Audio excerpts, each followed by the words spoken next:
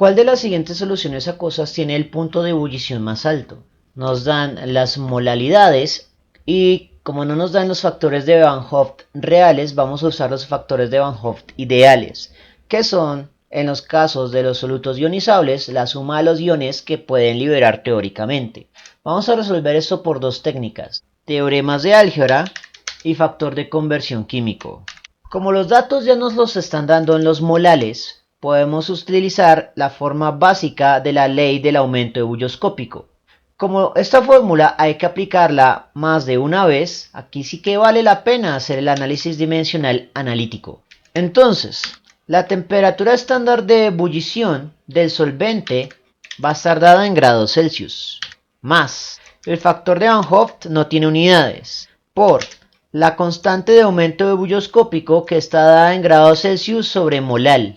Al hacer disoluciones acuosas, aquí buscaremos la constante del agua, multiplicado por la concentración molal que está dada en molales. Por lo tanto, molales que divide y molales que multiplica se cancela.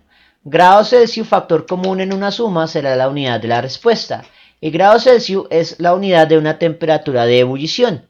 Por lo tanto, dimensionalmente tiene sentido y solo tenemos que preocuparnos del análisis numérico para cada una de las tres disoluciones por separado. Comenzamos pues con la primera disolución, a la cual por conveniencia le vamos a agregar la definición de solución y su identidad glucosa. La temperatura estándar de ebullición la vamos a asumir como 100 más. Bueno, y para asumámosla como 100.00. Este 100 al ser una constante no afecta realmente las cifras significativas. Los datos reales todos tienen una sola cifra significativa. Por lo tanto, idealmente deberíamos expresar esto con una sola cifra significativa. Dicho esto, continuamos. El factor de Van Hoff de la glucosa, al ser un soluto no ionizable, es un 1 teórico, multiplicado por la constante de aumento ebullioscópico. Para el agua hay que buscarla en la tabla estándar. Su valor es 0.512, multiplicado por la concentración molal, que sería 0.5 en cualquier caso. Ya sabemos que el resultado nos dará en grados Celsius. Y operamos esa aritmética. 100 más 0.512 por 0.5. El resultado sería de 100.256. Expresado a una sola cifra significativa, teóricamente deberíamos expresar esto como 100.3 grados Celsius. Ahora repetimos el procedimiento, pero para el siguiente soluto, que es el cloruro de sodio.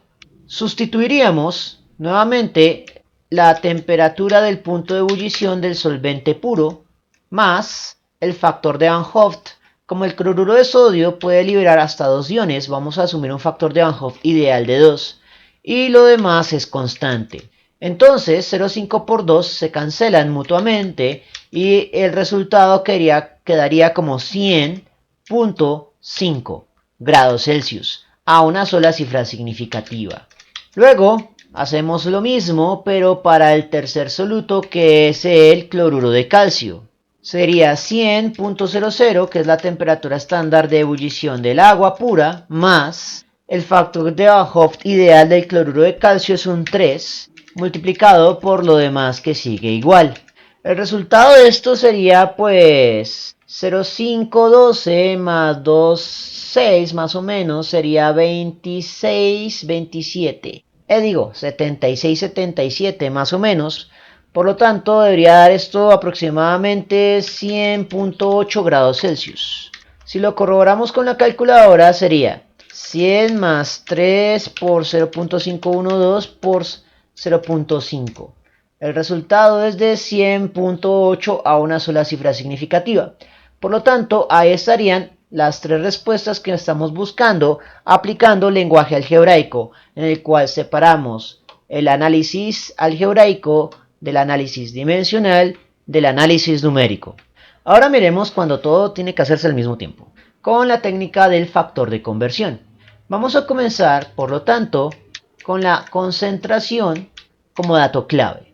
Entonces sería 0.5 molales del primer soluto, que es la glucosa, que la voy a codificar como GLU. Entonces, molales de glucosa que multiplica lo necesito dividiendo y multiplicando los molales del soluto efectivo. Asignamos la unidad teórica a los molales de la molécula y los molales del soluto efectivo el valor del factor de Van Hoff, ideal o experimental.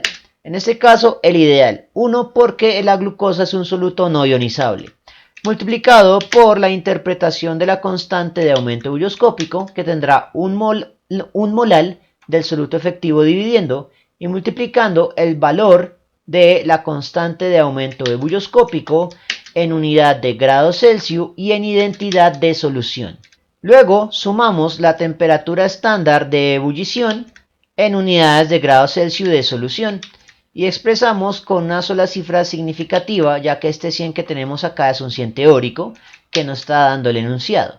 Dimensionalmente, molales de glucosa que multiplica, molales de glucosa que divide. Molales del soluto efectivo que multiplica, molales del soluto efectivo que divide se cancela. El resultado sería grado Celsius de solución factor común.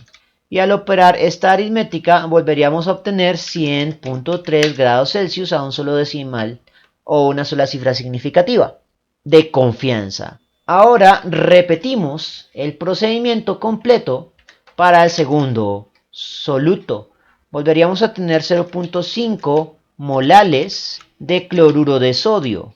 Molales de cloruro de sodio que multiplica los necesito dividiendo y multiplicando los molales del soluto efectivo. Asignamos al cloruro de sodio la unidad teórica y a los molales del soluto efectivo el número de iones que libera un cloruro de sodio, que sería 2. Luego multiplicamos por la interpretación de la constante de aumento bulloscópico, que tendrá un molal del soluto efectivo dividiendo y multiplicando el valor de la constante de aumento bulloscópico y sumamos la temperatura de ebullición estándar del solvente, que como es agua es 100. El análisis dimensional sería el mismo, por lo tanto volvería a quedar en grados Celsius de solución.